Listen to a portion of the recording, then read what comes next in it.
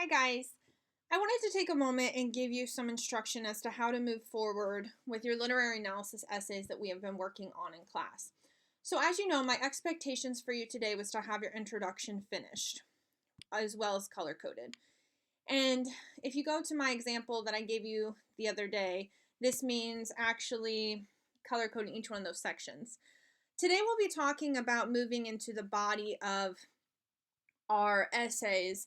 But first I want to go over a few points with introductions to make sure that those introductions really meet the standards of senior level essay writing. So in the announcement that I gave you today, as far as subnotes and everything like that, you'll see this link for writing introductions. This is a big piece of text, so what I really want you to do is just focus on the section Strategies for Writing an Effective Introduction, as well as the section 5 kinds of less effective introductions. Now, I'm not going to go too much into detail here because I want to give you guys a chance to actually read through this on your own, and I don't want to be repeating everything that you'll read. But to give you a little bit of a summary of what goes into an effective introduction, you really want to pull your reader in with an attention-grabbing sentence and some information that's going to make them care about why they should be reading your piece. So if you notice over here, we have an intriguing example, a provocative quotation that is closely related to your argument, a puzzling scenario, a vivid and perhaps unexpected question. So all of these are really interesting ways to pull your reader in. Now, I won't touch too much more on introductions because I will be popping into your documents throughout this week, through the remainder of this week, and giving you feedback on your introductions and eventually your body paragraphs as well. So we're going to go ahead and move into how to structure the body paragraph of your literary analysis. So if you go to where I had you put your literary analysis submissions, I have added this example of the lit analysis body examples. So if you notice up here, I have my introduction. So in the same document that you have been writing in, I do want you to go ahead and step away from the introduction section. You can still leave it color-coded. I just removed my colors, such as what you see here in this one, so that you could focus on the body paragraph.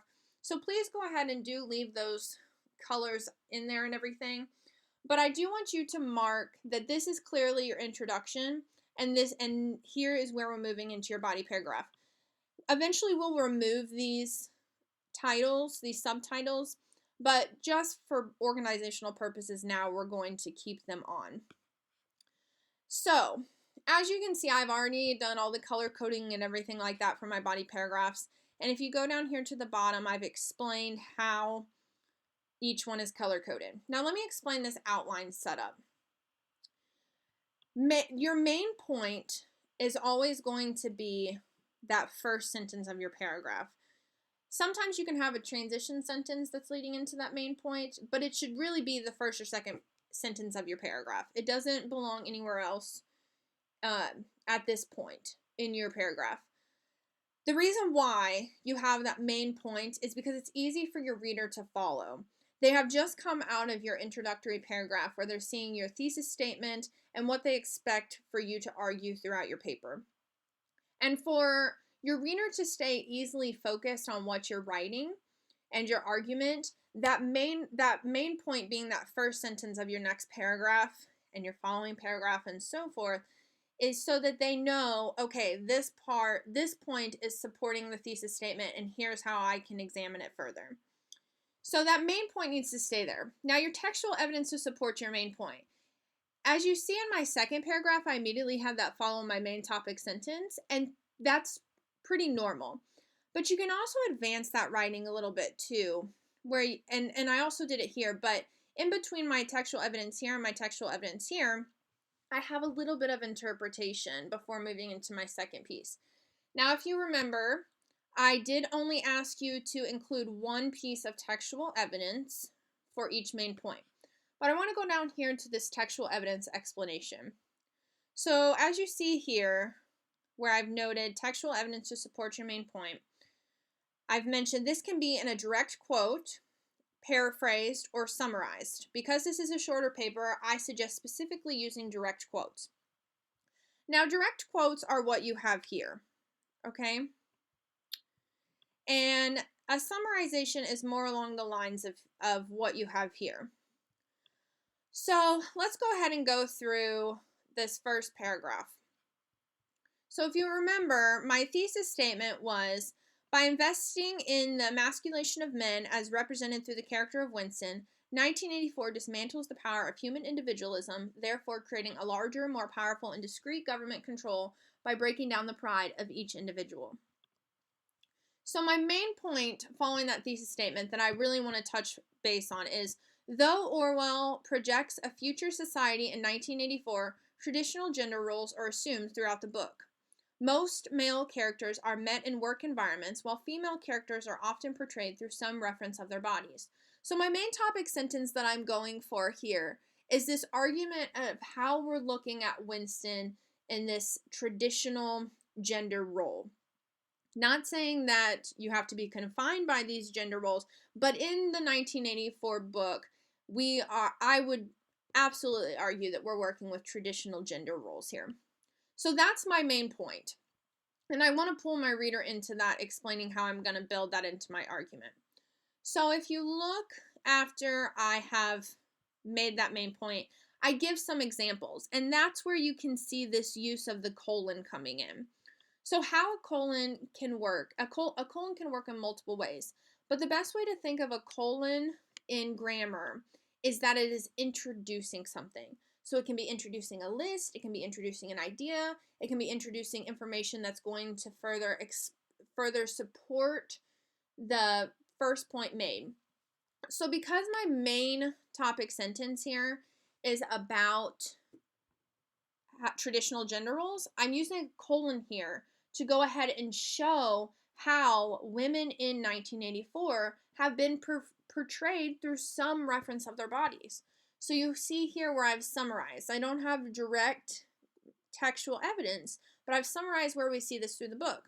So Mrs. Parsons with her children, the prostitute as she provides a service to Winston, Catherine and her regular reference to their duty to the party, and Julia, whose method of corrupting the party is through sexual acts with party members.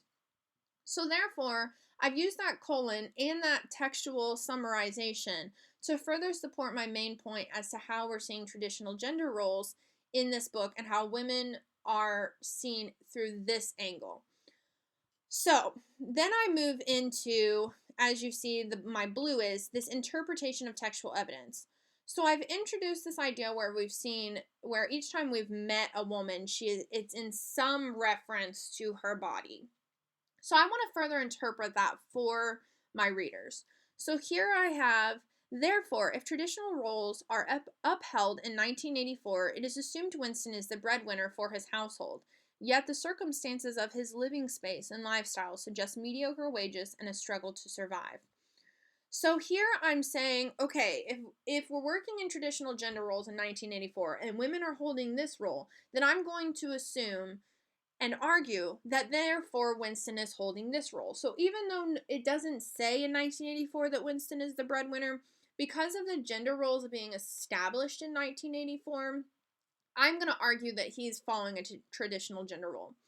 So here I am again using a colon because I've introduced this idea of Winston being the breadwinner. So now I want to include this piece of textual evidence that is going to support my argument in how he is the breadwinner and how he is not that necessarily allow him to be a breadwinner.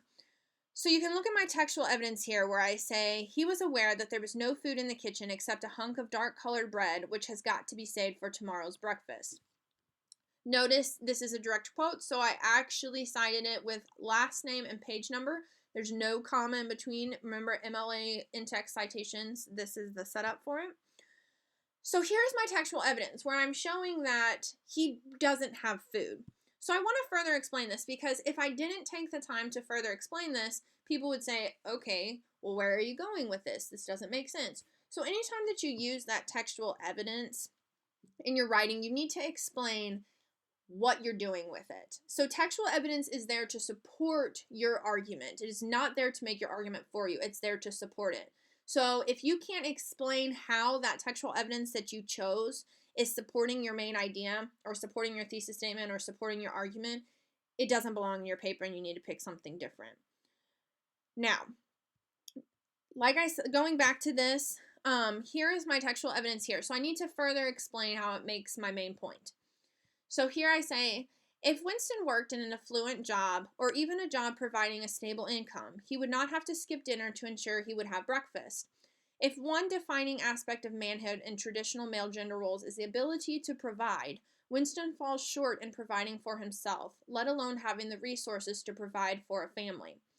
So you see here that I'm not only explaining how that piece of textual evidence supports my argument, I'm also explaining where I'm going with this, and I'm making my own interpretations.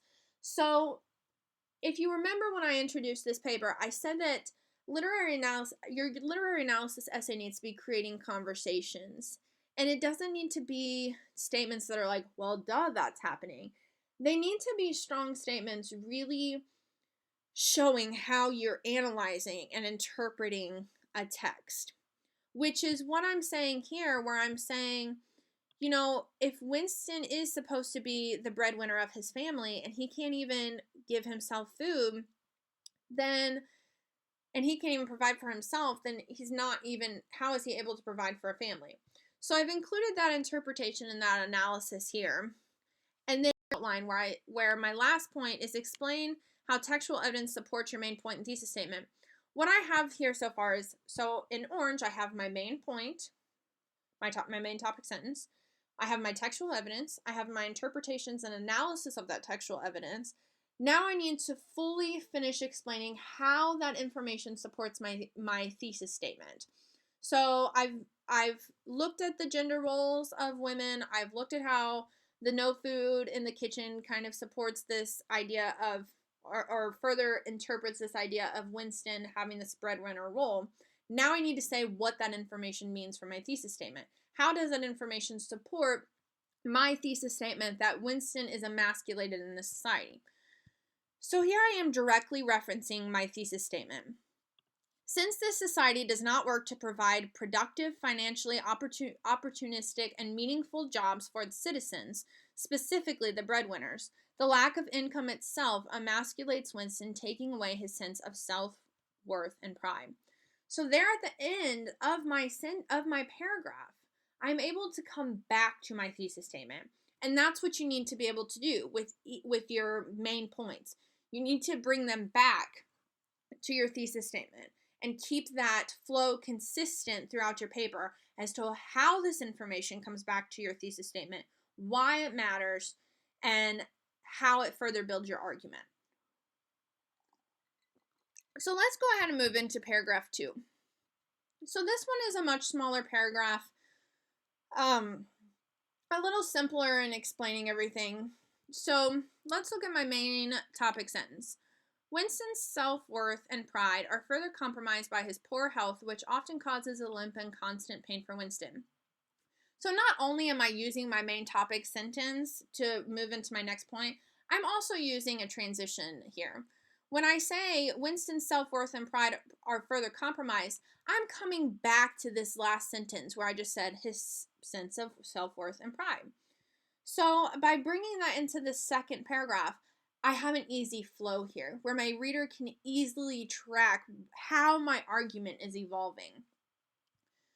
But I'm also moving into my next point. My next point is going to be about how his poor health also emasculates him. So here I am using my textual evidence. He frequently suffers varicose ulcers and a bad cough. So I'm giving information here again where I'm kind of summarizing his health.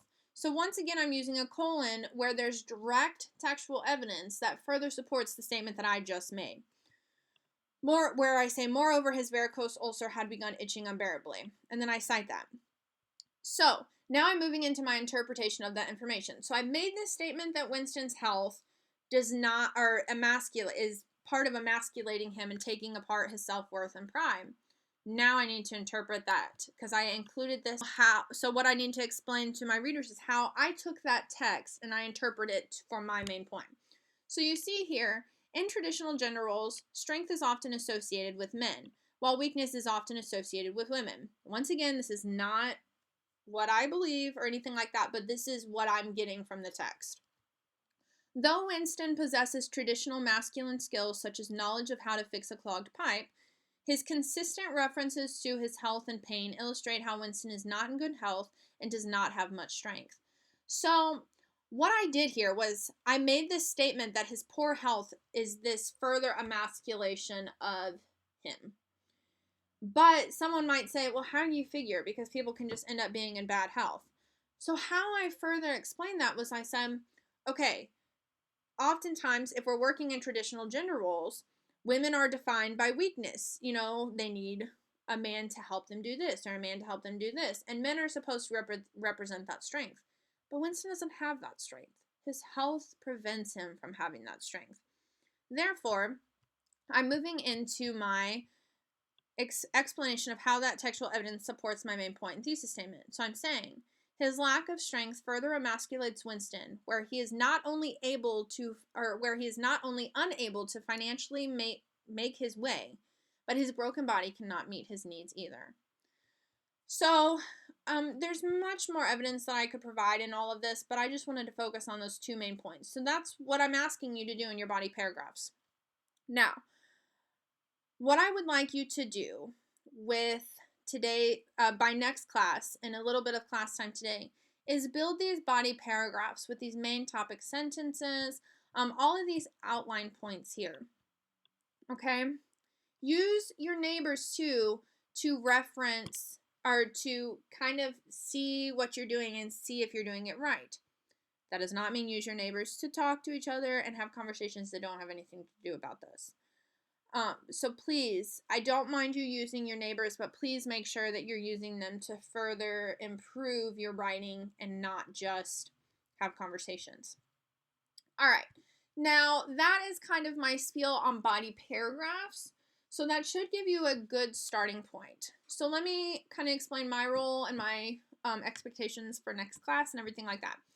So because you're starting into your body paragraphs and hopefully have revised a little bit of your introduction by these points in the introduction information, I will be jumping into your documents and giving you feedback on those introductions. And if you have enough in your body, then I'm going to go ahead and start giving you feedback on that as well. My expectations for next class towards your literary analysis is that you have your body paragraphs complete with all of highlight and everything like that, so you can pick your colors. You just need to have this body line at the bottom that says what you've colored each one, so I know to look for that and I know that you understand that. All right, if you have any questions, feel free to email, and I will get to them as soon as I possibly can. If you have any questions about any other assignments, still feel free to email me. All right, guys, I will see you when I return from the conference. I hope you found this information useful. All right, bye.